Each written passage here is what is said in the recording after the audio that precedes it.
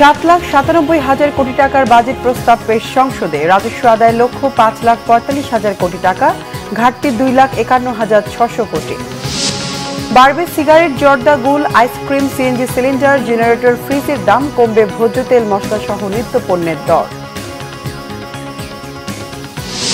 গণমুখী বাস্তবসম্মত বাজেট বলছে আওয়ামী লীগ। বাজেট আশানুরূপ হয়নি, আইএমএফ এর শর্ত পূরণ, মন্তব্য রাশেদ খান মেননের। দেখছিলেন বিআরবি কেবল সংবাদ শিরোনাম, এবার বিস্তারিত সংবাদ। 2024-25 অর্থ বছরের জন্য 7,97,000 কোটি টাকার নতুন বাজেট সংসদে উত্থাপন করেছেন অর্থমন্ত্রী আবুল হাসান মাহমুদ আলী। মূল্যস্ফীতি নিয়ন্ত্রণ এবং কর্মসংস্থান বৃদ্ধির টার্গেট নিয়ে আগের চেয়ে 5.5% বড় বাজেট দিলেন তিনি। জাতীয় সংসদের স্পিকার ডক্টর শিরিন শারমিন চৌধুরীর সভাপতিত্বে অধিবেশনে 13তম অর্থমন্ত্রী হিসেবে বাজেট ঘোষণা করেন অর্থমন্ত্রী। তিনি এ বাজেটের শিরোনাম দিয়েছেন টেকসই উন্নয়নের পরিক্রমায় স্মার্ট বাংলাদেশের স্বপ্নযাত্রা। বাজেট বাস্তবায়নে 5,45,000 কোটি টাকার রাজস্ব আয়ের টার্গেট দিয়েছেন তিনি। এর মধ্যে এনবিআরকে আয়ের টার্গেট দেওয়া হয়েছে 4,80,000 কোটি টাকার। এরপরও প্রস্তাবিত এ বাজেটে ঘাটতি ধরা হয়েছে 2,51,600 কোটি টাকা। ঘাটতি অর্থায়নে বৈদেশিক উৎস থেকে 90,700 কোটি টাকা ঋণের প্রস্তাব অর্থমন্ত্রীর। এর বাইরে ব্যাংক ব্যবস্থা থেকে 1,37,500 কোটি এবং সঞ্চয়পত্র বিক্রি করে 15,400 কোটি টাকা ধার করবে সরকার। নতুন বাজেটে মূল্যস্ফীতির টার্গেট ধরা হয়েছে 6.5%। প্রবৃদ্ধির লক্ষ্য ঠিক করা হয়েছে 6.75%। নির্দিষ্ট হারে কর দিয়ে কালো টাকা সাদা করার সুযোগ দিয়েছেন অর্থমন্ত্রী। দ্রব্যমূল্য নিয়ন্ত্রণে বেশ কিছু নিত্য পণ্যের শুল্ক প্রত্যাহার করলেও মধ্যবিত্তদের জন্য সুখবর নেই। করমুক্ত আয় সীমা আগের 3.5 লাখ টাকা বহালের প্রস্তাব দিয়েছেন অর্থমন্ত্রী আবুল হাসান মাহমুদ আলী। প্রস্তাবিত বাজেটে আরেক দফা দাম বাড়ছে আমদানি করা ও বিলাসবহুল পণ্যের। খরচ বাড়বে সিগারেট, মোবাইল ফোন, সিম কার্ড, গাড়ি, কোমল পানীয় ও এনার্জি ড্রিঙ্কসের আর মোবাইলে কথা বলায়। স্মার্টফোন, ল্যাপটপ, পানি বিশুদ্ধ করার যন্ত্রের পাশাপাশি বাড়ছে আমদানি করা প্যাকেটজাত খাদ্যপণ্য, প্রসাধনীর দাম। নিত্য প্রয়োজনীয় বাজার স্থিতিশীল রাখতে এবং উচ্চ মূল্যস্ফীতির লাগাম টানতে অন্তত 27টি পণ্যে উৎসে কর 2% থেকে কমিয়ে করা হচ্ছে 1%, যার ফলে কমতে পারে পেঁয়াজ, আদা, রসুন, ভোজ্য তেল সহ মশলা জাতীয় পণ্যের দাম। 2023-2024 অর্থ বছরের সম্পূরক বাজেট এবং 2024-2025 অর্থ বছরের বাজেট উপস্থাপন করবেন। জীবনযাত্রার ব্যয় যখন ঊর্ধ্বমুখী, তখন বাজেট ঘোষণায় নিত্যপণ্যের দাম নিয়ে শঙ্কায় সাধারণ মানুষ।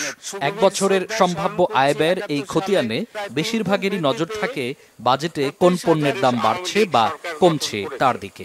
আমাদের সরকারের বিগত মেয়াদ সময়ে প্রতিবারের মতো এবারের বাজেটেও সিগারেট উৎপাদন পর্যায়ে সম্পূরক শুল্ক ও মূল্য স্তর বাড়ানো হচ্ছে, তাই সব ধরনের সিগারেটের দাম বাড়বে। মোবাইল অপারেটরদের সিম কার্ড বিক্রির উপর কর 200 টাকা থেকে বাড়িয়ে 300 টাকা হতে পারে, ফলে বাড়তি দামে সিম কার্ড কেনা লাগতে পারে ক্রেতাদের। মোবাইলে কথা বলতেও আরও বাড়তি অর্থ গুনতে হবে ভোক্তাকে। বর্তমানে একজন ভোক্তা মোবাইলে 100 টাকা রিচার্জ করলে 73 টাকার কথা বলতে পারেন। বাকি 27 টাকা ভ্যাট ও সম্পূরক শুল্ক হিসেবে কেটে নেয় মোবাইল অপারেটরগুলো। প্রস্তাবিত বাজেটে মোবাইল সেবায় 5% সম্পূরক শুল্ক বাড়ানো হলে ভোক্তা কথা বলতে পারবেন 69 টাকা 35 পয়সার। বর্তমানে সংসদ সদস্যরা শুল্কমুক্ত সুবিধায় গাড়ি আমদানি করতে পারেন। বৈষম্য হ্রাসে এই সুবিধা বাতিল করে প্রস্তাবিত বাজেটে গাড়ি আমদানি করতে হলে সংসদ সদস্যদের 25% শুল্ক ও 15% ভ্যাট আরোপের প্রস্তাব করা হয়েছে। অন্যদিকে বিলাসবহুল গাড়ির দাম বৃদ্ধির সম্ভাবনা রয়েছে। কোমল পানীয়, কার্বোনেটেড বেভারেজ, এনার্জি ড্রিঙ্কস, আমসত্ত্বের উপর ভ্যাট 5 থেকে বাড়িয়ে 10% করা হতে পারে, ফলে বেশি দামে কিনতে হবে এসব পণ্য। দেশে কাজু বাদাম চাষকে সুরক্ষা দেওয়ার অংশ হিসেবে খোসা ছড়ানো কাজু বাদাম আমদানিতে শুল্ক 5% থেকে বাড়িয়ে 10% করা হচ্ছে। এতে বাড়তে পারে কাজু বাদামের দাম। গরমে স্বস্তি পেতে অনেকে এয়ার কন্ডিশন বা এসি কিনছেন। বাজেটে এসিকে বিলাসবহুল পণ্য বিবেচনা করে দেশে এসি উৎপাদনে ব্যবহৃত কম্প্রেসার ও সব ধরনের উপকরণের শুল্ক বাড়ানো হচ্ছে, তাই বাড়তে পারে এসির দাম। আগামী 30 জুন পর্যন্ত ফ্রিজ উৎপাদনে ভ্যাট অব্যাহতি রয়েছে, ফলে নতুন অর্থবছরে 5% ভ্যাটের হার বৃদ্ধি করে 10% করা হতে পারে। বাসাবাড়িতে ব্যবহৃত পানির ফিল্টার আমদানিতে শুল্ক বাড়ানো হচ্ছে। দেশে উৎপাদন হওয়ায় পানির ফিল্টার আমদানিতে শুল্ক 10% থেকে বাড়িয়ে 15% করা হচ্ছে। তাই গৃহস্থালিতে ব্যবহৃত পানির ফিল্টারের দাম বাড়তে পারে। নিকট ভবিষ্যতে বাড়তে পারে এলইডি বাল্বের দাম। উৎপাদনের উপকরণ আমদানিতে শুল্ক 10% বাড়ানো হচ্ছে পণ্যটির। লোডশেডিং মোকাবেলায় বাসাবাড়ি বা শিল্পে জেনারেটরের ব্যবহার বাড়ছে। সেখানেও নজর দিচ্ছে এনবিআর। জেনারেটর সংযোজন ও উৎপাদনে ব্যবহৃত উপকরণ ও যন্ত্রাংশ আমদানিতে 1% শুল্ক আরোপ করা হচ্ছে। ঢাকাসহ বড় বড় শহরে বাসাবাড়ি, অফিস, ব্যবসা প্রতিষ্ঠান সহ বিভিন্ন স্থানে নিরাপত্তা সেবা প্রায় অপরিহার্য। এ ধরনের নিরাপত্তা সেবায় 10% মূল্য সংযোজন কর বাড়িয়ে দিতে হবে 15%। গাড়ি, সিএনজি, এলপিজিতে কনভার্সনে ব্যবহৃত কিট, সিলিন্ডার ও অন্যান্য যন্ত্রপাতি এবং যন্ত্রাংশ আমদানিতে শুল্ক 3% থেকে বাড়িয়ে 5% করা হচ্ছে। এ কারণে গাড়ি কনভার্সন খরচ বাড়তে পারে। নন ট্যাক্স রেভিনিউ বাড়াতে আগামী বাজেটে জেলা, উপজেলা এমনকি ইউনিয়ন পর্যায়ের হাটবাজারের ইজারা মূল্য কিছুটা বাড়বে। সেই সঙ্গে বাড়বে জমির নামজারি মাশুলও। আগামী বাজেটে 200টিরও বেশি মেডিকেল যন্ত্র ও সরঞ্জাম আমদানির ক্ষেত্রে তা বাড়িয়ে 10% করা হতে পারে, যা গুরুতর অসুস্থ রোগীদের চিকিৎসা ব্যয়কে আরও বাড়িয়ে তুলতে পারে। মামুন আব্দুল্লাহ, বাংলা ভিশন, ঢাকা। অর্থমন্ত্রী আবুল হাসান মাহমুদ আলী বলেছেন, জনগণের কল্যাণে জনবান্ধব বাজেট পেশ করা হয়েছে। সাধারণ মানুষের জীবনযাত্রা সহজ করবে এবারের বাজেট। অকারণে বাজেটের আকার বাড়িয়ে লাভ নেই। এদিকে আওয়ামী লীগ সাধারণ সম্পাদক এবং সড়ক পরিবহন ও সেতুমন্ত্রী ওবায়দুল কাদের বলেছেন, সংকটে গণমুখী বাস্তবসম্মত বাজেট দেয়া হয়েছে, কারো প্রেসক্রিপশনে বাজেট দেয়া হয়নি। অন্যদিকে ওয়ার্কার্স পার্টির সভাপতি রাশেদ খান মেনন বলেছেন, বাজেট আশানুরূপ হয়নি, এতে জনগণের উপর চাপ পড়বে। আইএমএফ এর শর্ত পূরণ ছাড়া বাজেটে কিছুই নেই বলে তিনি মন্তব্য করেছেন। প্রস্তাবিত বাজেট কেমন হবে? বাজেটটাকে আসো তারপরে বলবো। যাক, প্রস্তাবিত বাজেট আমি বলবো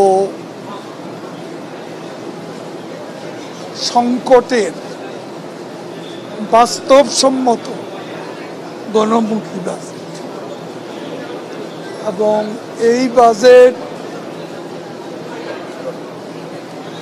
আমাদের নির্বাচনী ইশতেহার, বাংলাদেশ আওয়ামী লীগের নির্বাচনী যে ইশতেহার, সেখানে আমাদের যে অঙ্গীকার ছিল বিশেষ অগ্রাধিকার প্রাপ্ত যেই প্রকল্পগুলো, তার মধ্যে দ্রব্যমূল্য নিয়ন্ত্রণ, কর্মসংস্থান, সোশ্যাল সেফটি নেটওয়ার্ক, এই বিষয়গুলোকে গুরুত্ব দেওয়া হচ্ছে। সেদিক থেকে বাজেট আমি বলবো বাস্তবসম্মত, সাহসী, গণমুখী বাজেট।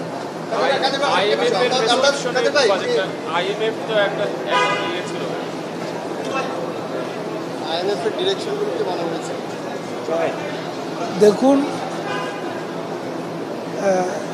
আমরা আমাদের বাজেট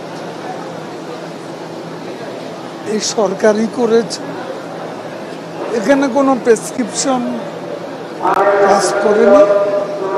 প্রেসক্রিপশনে চলার লোক শেখ হাসিনা সরকার। ভারতের প্রধানমন্ত্রী নরেন্দ্র মোদীর শপথ রবিবার পিছিয়েছে। মাননীয় প্রধানমন্ত্রী শপথ কখন যাবেন ইন্ডিয়াতে? এখন বাজেট ভালো হয়েছে। আপনার কিছু কিছু উদ্যোগগুলি নেওয়া হয়েছে, যেটা আপনার আমাদের স্মার্ট বাংলাদেশের জন্য যেগুলি উদ্যোগগুলি নিয়েছে, এটা আমি মনে করি ভালো। আবার কিছু কিছু জায়গায় আমাদের দেখতে হবে। এখন আমি কিন্তু যা শুনলাম, আমি এখনো ফুল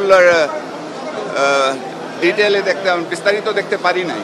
আমি একটু দেখে তারপর আমি প্রতিক্রিয়া দিব, বাট মোটামুটি ভালো। আমি খুব একটা আশাবাদী হইনি আর কি এই বাজেট দেখে আর কি। বর্তমান যে বাস্তবতা, সেই বাস্তবতা নিরসনে যে সংকটগুলো রয়েছে, জনজীবনে যে সংকটগুলো রয়েছে, সেগুলো নিয়ে বিস্তারিত বিবরণে কী আছে আমি জানি না, কারণ আমরা তো সংক্ষিপ্ত বিবরণ দেখেছি আর কি। কিন্তু এমন কোনো সাহসী পদক্ষেপ আমরা দেখিনি যার মধ্য দিয়ে অর্থ পাচার, ব্যাংকিং খাতে নৈরাজ্য থেকে শুরু করে যেমন দুর্নীতির প্রশ্ন আলোচনাই এর মধ্যে আসেনি আর কি। এবং অর্থনৈতিক নৈরাজ্য, ব্যাংকিং খাতে যে নৈরাজ্য চলছে, এই বিষয়গুলো খুব একটা আলোচনার মধ্যে আসেনি আর কি। আর দায়টা মনে হলো আমার কাছে যে দায়টা জনগণের উপর রেখে দেওয়া হয়েছে। প্রস্তাবিত বাজেট জনবান্ধব ও বাস্তবমুখী হয়নি বলে মনে করেন বিএনপির মহাসচিব মির্জা ফখরুল ইসলাম আলমগীর। গুলশানে দলীয় চেয়ারপারসনের কার্যালয়ে বাজেট নিয়ে তাৎক্ষণিক প্রতিক্রিয়ায় তিনি একথা বলেন। পার্লামেন্ট বলার জন্য বাজেট, পার্লামেন্টে কার? তাদের পার্লামেন্ট, এখানে তারাই সরকারি দল, তারাই বেসরকারি দল, তারাই ইন্ডিপেন্ডেন্ট। আপনার দামি নির্বাচন হয়েছে পকেট কাটার জন্য, এবং এটা আনছে আপনার বিদেশ থেকে অনুদান অথবা ঋণ, আর সেই সঙ্গে আবার আপনার ব্যাংকগুলো থেকে আপনার ঋণ নেওয়া, সবটাই গিয়ে পড়ছে মানুষের উপর। যেগুলো বার্নিং ইস্যুজ, যেগুলো আপনার জনগণকে, সেখানে ওখানে কোনো কিছু আলোচনা হয় না। এখানে শুধু স্তুতি আর স্তুতি। সেনাবাহিনীর প্রতিটি সদস্যকে সেবার মানসিকতা নিয়ে দেশপ্রেমে উদ্বুদ্ধ হয়ে কাজ করার আহ্বান জানিয়েছেন সেনাবাহিনীর প্রধান জেনারেল SM শফিউদ্দিন আহমেদ। চট্টগ্রামের ভাটিয়ারীতে মিলিটারি একাডেমির প্যারেড গ্রাউন্ডে ৮৬তম BMA দীর্ঘমেয়াদী কোর্সের অফিসার ক্যাডেটদের কমিশন পাওয়া উপলক্ষে রাষ্ট্রপতি কুচকাওয়াজ অনুষ্ঠানে তিনি এ আহ্বান জানান। এ সময় সেনাবাহিনীকে একটি প্রশিক্ষিত, সুশৃঙ্খল এবং আধুনিক সমরাস্ত্রে সজ্জিত বাহিনী হিসেবে গড়ে তোলার প্রত্যয় ব্যক্ত করেন তিনি। মনোজ্ঞ কুচকাওয়াজের মধ্য দিয়ে ৮৬তম BMA কোর্সের ১৮১ অফিসার ক্যাডেট কমিশন লাভ করেন। এছাড়া একজন শ্রীলঙ্কান অফিসার রয়েছেন যিনি নিজ দেশের সেনাবাহিনীতে যোগ দেবেন। ৮৬তম BMA দীর্ঘমেয়াদী কোর্সের সেরা চৌকস ক্যাডেট হিসেবে অসামান্য গৌরবমণ্ডিত সোর্ড অফ অনার এবং সামরিক বিষয় শ্রেষ্ঠত্বের জন্য সেনাবাহিনীর প্রধান স্বর্ণপদক অর্জন করেছেন battalion senior under officer Mohammad Parvez Ahmed Joy. এছাড়া শ্রেষ্ঠ বিদেশি অফিসার ক্যাডেট হিসেবে শ্রীলঙ্কান হেটিয়ারিচি প্রভাত চাকমারা ডি সিলভাকে বাংলাদেশ ইন্ডিয়া ফ্রেন্ডশিপ ট্রফি দেয়া হয়। দেশের বিভিন্ন জায়গার আরো কিছু খবর নিয়ে এখন একটি ডেস্ক রিপোর্ট দেখুন। ঝিনাইদহে ভর্তুকি মূল্যে খাদ্যপণ্য বিক্রি শুরু করেছে বাণিজ্য মন্ত্রণালয়ের অধীন trading corporation of Bangladesh TCB। শহরের শিশু একাডেমিতে এই কার্যক্রমের উদ্বোধন করেন জেলা প্রশাসক SM রফিকুল ইসলাম। সর্বজনীন পেনশনের প্রত্যয় স্কিমের প্রজ্ঞাপনকে বৈষম্যমূলক আখ্যা দিয়ে এটি প্রত্যাহারের দাবিতে ময়মনসিংহে অর্ধদিবস কর্মবিরতি পালন করেছেন বাংলাদেশ কৃষি বিশ্ববিদ্যালয়ের শিক্ষকরা। পরে বিশ্ববিদ্যালয়ের শিক্ষক কমপ্লেক্সে সমাবেশে সুপার গ্রেডে বিশ্ববিদ্যালয় শিক্ষকদের অন্তর্ভুক্তি এবং শিক্ষকদের জন্য স্বতন্ত্র বেতন স্কেল প্রবর্তনের দাবি জানান। শহীদ প্রেসিডেন্ট জিয়াউর রহমান বীর উত্তমের ৪৩তম শাহাদাত বার্ষিকীতে গাজীপুরের কালিয়াকৈরে দোয়া মাহফিলের আয়োজন করে উপজেলা ও পৌর বিএনপি। পরে দুস্থদের মাঝে শাড়ি ও লুঙ্গি বিতরণ করা হয়। শহীদ প্রেসিডেন্ট জিয়াউর রহমান বীর উত্তমের ৪৩তম শাহাদাত বার্ষিকীতে বগুড়ায় ৯ দিনের কর্মসূচি নিয়েছে বিএনপি ও দলটির বিভিন্ন সহযোগী সংগঠন। এ উপলক্ষে শহরের কালীতলা মুক্ত মঞ্চে আলোচনা সভা ও গরিব অসচ্ছল পরিবারের সদস্যদের মধ্যে খাদ্য সামগ্রী বিতরণ করা হয়।